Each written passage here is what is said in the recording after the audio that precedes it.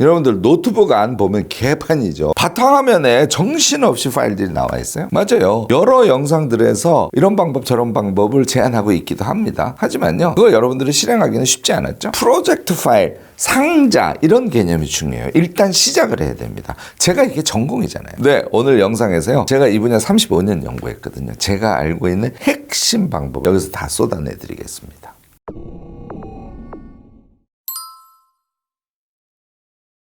이게 말이죠, 하기 싫은 이유가 있어요. 자, 오늘 영상 나가면서 제가 먼저 전제합니다. 이거 노트북에 폴더를 정리한다든지 우리가 갖고 있는 자료를 정리한다든지 이렇게 하는 게 아카이브학, 기록학의 핵심 영역 중에 하나예요. 왜냐하면 기록학이라는 것은 어떻게 하면 좋은 자료를 만들어낼 수 있을까, 그러니까 기록을 만드는 방법을 연구하고, 그러니까 제가 그걸 기초로 해서 메모법, 기록법 이런 거에 대해서 여러 영상을 찍었던 거죠. 그 다음이 그렇게 해서 만들어진 기록들, 그렇게 해서 만들어진 정보들, 그렇게 해서 만들어진 영상들, 뭐 파일들, 기타 등등, 얘를 어떻게 하면 체계적으로 잘 관리해서 잘 재활용할 수 있도록 만들까, 이게 제가 전공하는 분야거든요. 사실 그거로 끝나는 것이 아니라 그렇게 해서 정리된 것을 어떻게 재활용해서 컨텐츠 서비스 같은 것들을 기가 막히게 할까, 이것도 기록 서비스론이라고 해서 저희가 연구하는 아주 핵심적인 분야 중에 하나입니다. 제가 지금부터 말씀드리는 것은 제가 그래서 35년간 연구하면서 학문적으로 깨달은 것을 토대로 해서 우리 모두가 기가 막히게 데이터 관리, 내가 갖고 있는 정보 관리, 기록 관리 이런 것들을 쉽게 할 수 있다 하는 차원에서 말씀드린다는 거 여러분들 잊지 마시고요. 그런 차원에서 오늘 제 얘기를 쭉 들어주시기 바랍니다. 자, 기록이나 정보 관리를 하려고 해서 여러분들이 그게 안 되는 거예요. 제가 권하는 것은 일단 일을 시작할 때 그 일을 시작하는 폴더를 하나 먼저 노트북에 만들어서 그거부터 관리를 시작하라고 저는 권하고 싶어요. 그러니까 그동안 막 누적되어 있던 거 있죠. 걔는 그냥 냅두시라고. 근데 노트북에 파일이 막 엄청 정신없이 돼 있어. 그러면은 일단 시각적으로 좀 불편하시지 않습니까? 그럴 때는 폴더 하나를 만들어서 우선 임시로 임시 폴더 이렇게 이름을 지면 되죠. 거기다가 바탕화면에 남아있는 걸 다 때려 넣어버리세요. 그럼 일단 바탕화면은 깨끗하게 될 거 아닙니까? 자, 그런 상태에서 내가 뭔가를 시작해. 그러면 저는 어떻게 하냐면, 제가 예를 들어서 에리 프롬의 3권의 책을 읽는 것을 모아 읽기라고 그러죠. 그 모아 읽기를 시작할까요? 그러면 그게 프로젝트예요. 그러면 에리 프롬 읽기 프로젝트라는 폴더명을 만들고 그 일을 시작하는 거예요. 자, 나는 노트북에 폴더를 가지고 데이터 관리를 하는 것이 아니라 나는 손글씨 쓰고 모든 걸 손으로 하기 때문에 아날로그 데이터 관리를 하고 싶어. 그러면 여러분들 어떻게 하면 될까요? 노트북의 폴더에 해당하는 게 뭘까요? 네, 상자 하나를 만들어 두시면 돼요. A4가 들어갈 수 있는 그런 상자 하나를 만들어 놓고 그 상자 위에다가 에리 프롬 3권 읽기 프로젝트 이렇게 써서 붙이면 되죠. 이렇게 여러분들 일단 시작을 과감하게 해주시기 바랍니다. 여기까지 하는 거는 너무너무나 쉽잖아요. 이런 상태에서 제가 에리 프롬 책을 읽을 거니까 에리 프롬 책을 과거에 읽으면서 만들었던, 저는 이제 카드 형식으로 정리를 많이 해두거든요. 그래서 정리한 카드 같은 걸 다 찾아서 책상에 일단 올려놓습니다. 또 노트북 안에 들어있는 파일, 에리 프롬의 책에 대해서 내가 읽은 거, 에리 프롬은 에리 프롬만 읽는 게 아니라 약간의 다른 심리학자들, 아들러 같은 경우하고도 비교해봐도 좋을 것 같고, 프로이트가 되게 중요하다고 주장하는 사람이 프로이드의 정신분석학하고 막시즘을 잘 연결시키려고 한 사람이었네. 그러면 프로이드에 대해서 내가 읽었던 것들과 관련된 파일들도 이 함에다 다 집어넣어놔야지. 이렇게. 그러면 노트북 폴더에다가 이것저것 집어넣을 거 아닙니까? 그리고 내가 과거에 독서 카드로 정리한 것도 책상 위에 올려놓고요. 자, 이렇게 하면 그 다음에 3권을 읽기 전에 제가 그동안 에리 프롬과 관련해서 제가 갖고 있었던 정보들을 하나의 폴더 안에 들어가 있으니까 대충 쭉 훑어보게 되겠죠. 훑어보면서 이제는 에리 프롬 책을 읽어야지 3권. 자, 그 다음도 제가 쭉 얘기를 해볼게요. 책을 읽다 보니까 에리 프롬에 대해서 알려고 그랬더니 프랑크푸르트 학파에 대해서도 조금 알긴 해야 돼. 그럼 그거에 대한 자료조사도 하고 읽을 거를 또 폴더에다 집어넣어놓고. 그러면서 자유로부터의 도피라는 책부터 이제 제가 읽기를 쭉 시작합니다. 책을 읽으면서 누운동 독서, 생각 독서, 메모 독서, 이거 하도 제가 얘기해서 상세하게 얘기하면 한도 끝도 없겠죠. 내가 읽은 것에 대해서 또 요약을 하고 메모하기도 하고 내 생각을 정리하기도 하고 기타 등등. 이런 활동을 하면서 그 활동과 관련된 걸 해당 프로젝트 폴더에다가 다 집어넣어 놓는 거예요. 얘가 많이 들어가 있지 않습니까? 그러면 그 다음에 어떤 생각을 하게 되냐면 뭐 예를 들어서 L from 읽기 기획, 제가 아까 얘기한 자유로부터의 도피 또는 사랑의 기술 또는 소윤의 존재냐, 이렇게 책 단위로 하위 폴더를 만드는 게 편리하겠네 하는 생각을 일을 진행하면서 파일 수가 막 늘어나게 되면 그때 자연스럽게 하게 된다는 거예요. 아까 제가 종이 상자 방법도 말씀을 드렸죠. 이렇게 디지털로 하는 것보다 아날로그가 좋은 사람은 종이 상자를 같이 만들어서 디지털하고 아날로그를 하이브리드로 이용하실 수도 있고요. 아니면 아날로그만 위주로 하실 수도 있어요. 아날로그 위주로만 하려고 그랬더니 지금 제가 얘기한 대로 그 안에 몇 가지 분류를 더 할 필요가 있어. 그러면 여러 가지 용고들이 있죠. 무슨 정 안 되면 봉투를 이용하시기도 하고요. 상자가 이렇게 있으면 상자에다가 자료들을 눕히지 말고 이렇게 세우는 방식으로 하시지 않습니까? 분류를 여러분들 잘 하실 수 있어요. 그때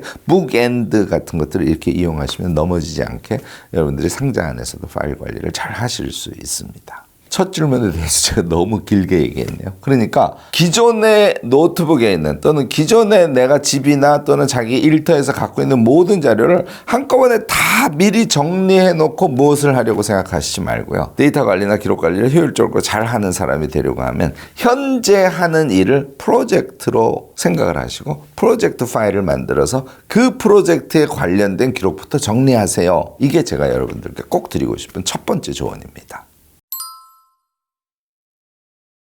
네, 제가 기록학을 전공하니까 모든 사람들이 이걸 저한테 자꾸 질문을 하세요. 제 답은 없습니다입니다. 여러분들이 실망스럽게 생각하실 수도 있을 것 같습니다.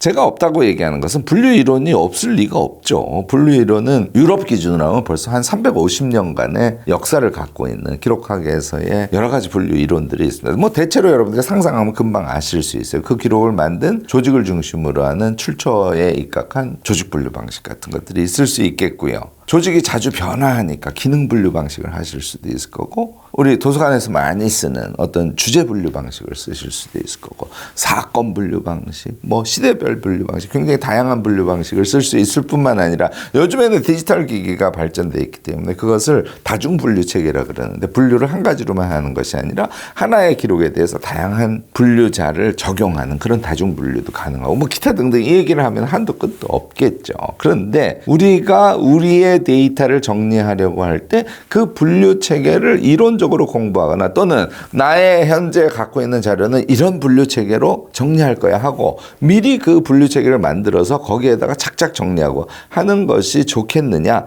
저는 그렇지 않다고 얘기를 하는 거예요. 그래서 우리에게 딱 필요한, 현재 우리에게 딱 적용하기 쉬운 그런 절대적으로 가치 높은 그런 분류 체계는 존재하지 않는다는 얘기를 하는 겁니다. 저는요, 앞서 제가 말씀드린 대로 있는 거를 지금 다 정리하려고 하지 말고 프로젝트를 일단 시행하면서 거기에 관련된 것들만 끌고 와서 우선 정리를 해보세요. 이렇게 제가 말씀을 드렸지 않습니까?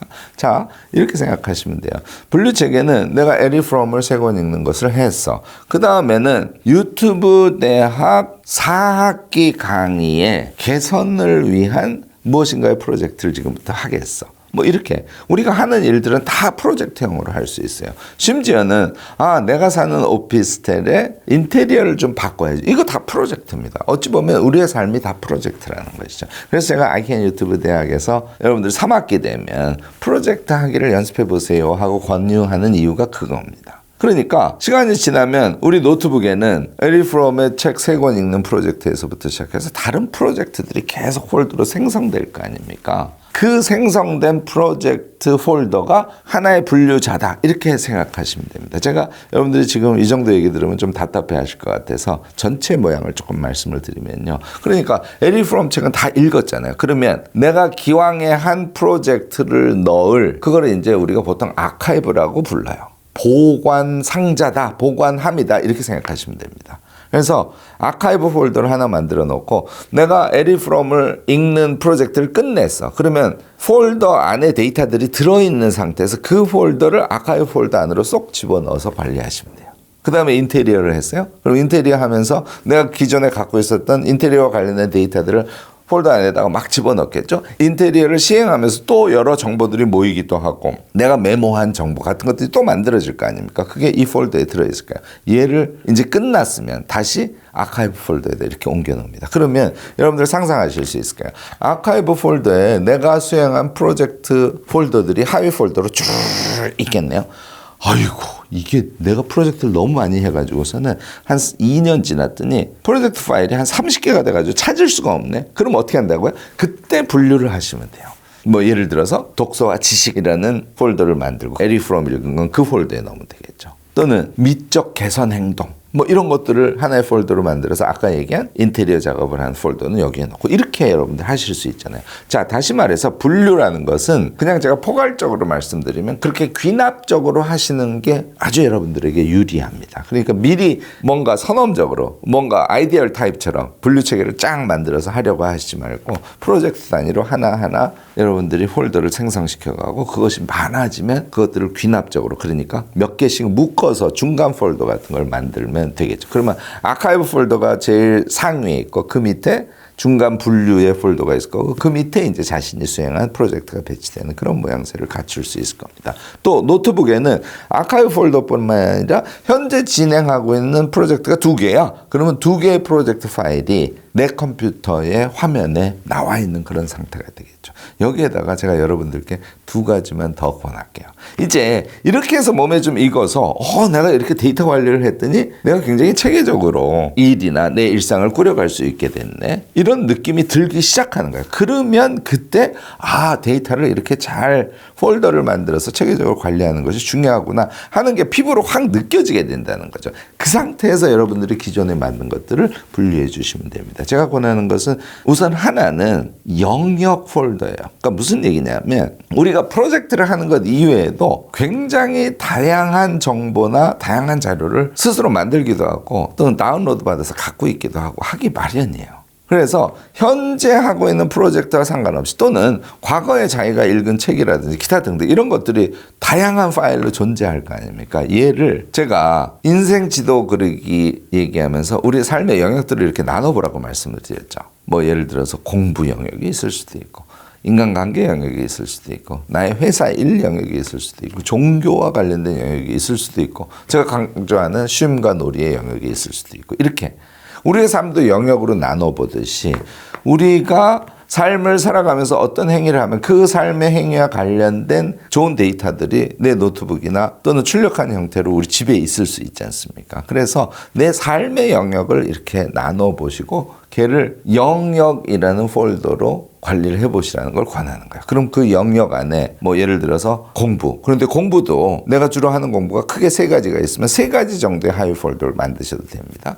뭐 나의 가정생활 또는 나의 놀이 또는 나의 종교 이런 폴더를 만들고 내가 그동안 수집한 기록들을 그 영역 폴더에다가 쭉 집어넣으시는 것을 먼저 한번 해보시고요. 그 다음에 우리가 일상을 살아가다 보면 프로젝트를 해가면서 그 이외에도 굉장히 다양한 정보들을 뭐 유튜브를 통해서도 접하고 블로그를 통해서도 접하고 또는 책을 통해서도 접하고 하니까 그것을 그런 영역 속에 지금 당장 프로젝트에 써먹지는 않지만 의미 있는 데이터들이니까 거기다 집어넣는 작업을 하시면 그러면 좀 더 기존의 데이터 그리고 현재 프로젝트와 관계없이 여러 가지 일을 하더라도 그 과정에서 얻게 된 정보들을 여러분들이 관리할 수 있는 그런 경험을 여러분들이 하시게 될 겁니다. 한 가지 더 하면요. 저는 My Library 그러니까 나의 도서관이라는 폴더를 하나 더 만들어놔요. 그 안에는 책이나 논문 등을 쭉 집어넣어놨죠. 이럴 때는 그 나의 도서관 안에는 약간의 주제 나눔을 하는 게 좋습니다. 예를 들어서 제가 기록학 쪽이면 기록학이라는 그런 분류를 중간에 하나 나눠 놓고요. 또 자기 개발을 크게 3가지 정도로 나눠서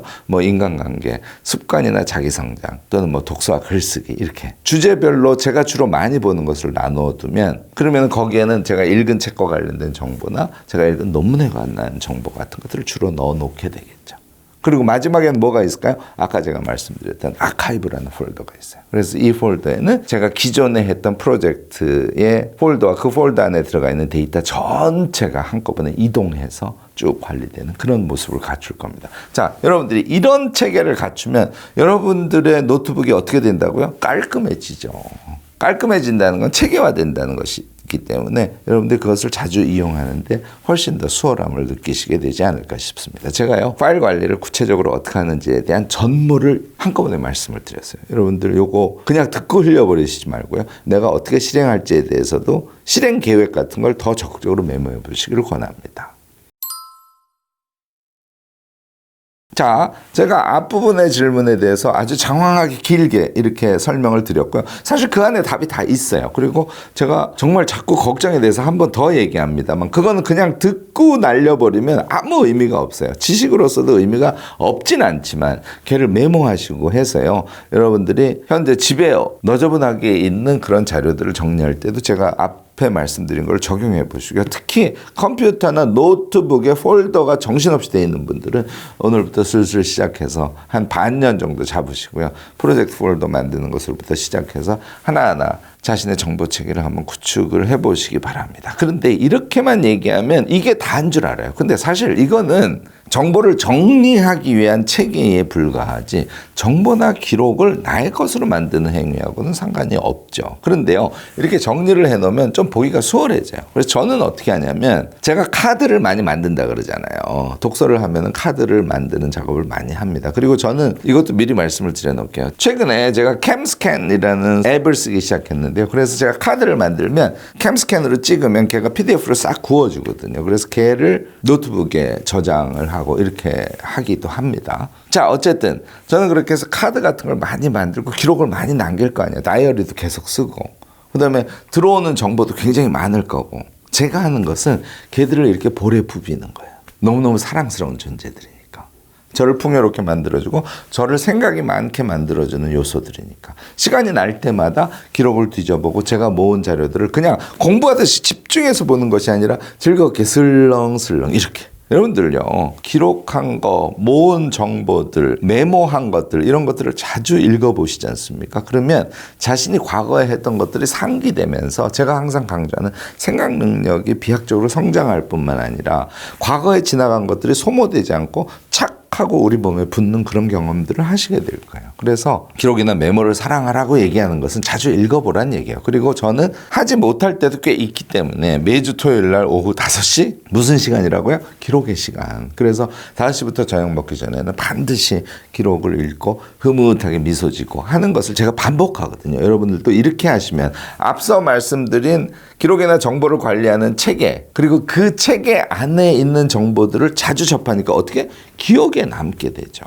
그래서 체계적임과 동시에 머릿속에 많은 자신이 기록한 정보들 또는 자신이 소중하다고 여기서 다운로드 받은 그런 자료들 그것이 상당 부분 머릿속에 생생하게 살아나 있는 그런 상태로 여러분들이 일상을 보내실 수 있게 됩니다. 당연히 여러분들 어떻게 될까요? 지적으로 능력 있는 사람이 될 수 있겠죠. 기록과 정보를 만들 때 하고요. 관리할 때 두 가지로 나눠서 설명을 드리고 싶은데요. 일단 만들 때는 메모할 때 제가 어떻게 하라고요? 극단적인 요약을 하라 그랬지 않습니까? 많이 남기면 안 되고 조금 남기라 그랬죠. 이게 핵심적인 원칙이에요. 다시 말해서 정확하게 이해하고 이해한 것을 자기화해서 아주 작은 양으로 기록을 만드는 것. 이게 정말 중요합니다. 자, 두 번째 똑같은 원리가 적용되는데요. 우리가 무엇이 궁금해서 예를 들어서 노인복지정책에 대해서 내가 갑자기 궁금해졌어. 그러면 여러분들이 자료를 인터넷에서 보고 다운받고 하는 작업을 할 거 아닙니까? 이때요. 용두삼미형이 되면 안 돼요. 너무 많은 것을 다운받다 보면 그러면 정신만 없어지고 읽지도 못하고 유용하지 않습니다. 그래서 걔는 다운로드를 일부 받은 다음에 추리셔가지고 예를 들어서 내가 브런치 글에 한 2쪽 정도 쓸 거야. 그러면 모은 자료가 예를 들어서 5개 이상 되면 그거 읽지도 못합니다. 그러니까 처음에는 한 15개를 다운받아서 개요만 보고 버리고 해서 엑기스 5개, 엑기스 3개 정도를 남기는. 그러니까 최소 분량을 남기는 것이 엄청 중요하다. 이게 이제 첫 번째 원칙이고요. 그다음에 두 번째 원칙은요. 이렇게 해서 남긴 것을 아까 이제 폴더에 넣어서 체계적으로 관리하는 방법에 대해서 말씀을 드렸지 않습니까? 그리고 저는 그것을 되게 사랑한다는 말씀을 드렸어요. 요컨대 시간 날 때마다 브라우징 읽기라 그러는데 파일을 열어서 조금씩 보고 아하, 파일을 열어서 조금씩 보고 아하 이렇게 마치 친구 대하듯이 기록과 메모한 것, 데이터, 다운받은 정보 같은 것들을 여러분들이 자주 접하시는 그런 일상을 보내는 거예요. 이게 두 번째 원칙입니다. 이게 가능하면요. 여러분들이 분류한 것들이 머릿속에 어렴풋하게 남아있거나 어떤 주제를 접했을 때는 자기가 분류해서 어디다가 폴더에 넣어놓았던 것이 선명하게 기억이 나가는 이런 것들을 경험하게 될 겁니다.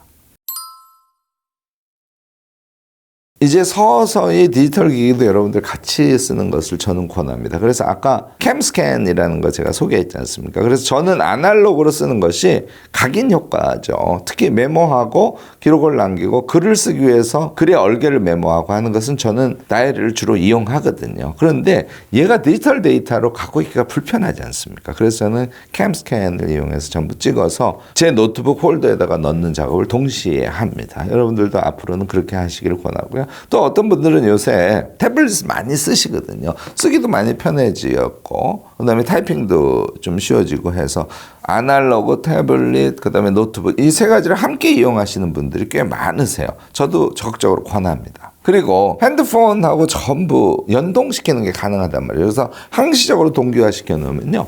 여러분들이 이동하면서도 핸드폰을 통해서 해당 정보를 볼 수 있고 해서 기본적으로는 디지털 데이터의 형태로 노트북이 마치 클라우드처럼 돼서 거기에 모든 것이 모일 수 있도록 이렇게 해주시는 것을 저도 지금부터는 권합니다. 여태까지요. 제가 제 영상에서 지금 오늘 말씀드린 모든 데이터를 노트북에 집약해서 디지털의 형태로 자주 활용할 수 있는 방법에 대해서는 사실 오늘 처음 말씀을 드린 거거든요. 앞으로 이 구체적인 방법에 대해서 영상을 통해서 몇 번 더 여러분들에게 구체적 방법을 말씀드리도록 하겠습니다. 자, 여러분 오늘 이야기한 것을 여러분들 종합해서요. 제일 앞에 얘기한 게 제일 중요합니다. 일단 프로젝트 폴더 또는 프로젝트 상자를 만들어서 퍽 기록 관리를 시작하는 거. 그러니까 현재 진행되는 것과 관련된 기록, 정보, 데이터, 과거에 있던 것도 거기다 다 때려넣고 그래서 걔를 읽어보면서 필요하면은 조금씩 더 하위 분류를 해가고 이렇게 현재 진행형으로 여러분들이 이것을 먼저 실천하는 게 제일 중요하다는 거. 이거 잊지 마시고요. 걔를 한 두세 개 프로젝트를 진행해 보신 다음에 오늘 제가 말씀드린 노트북을 이용한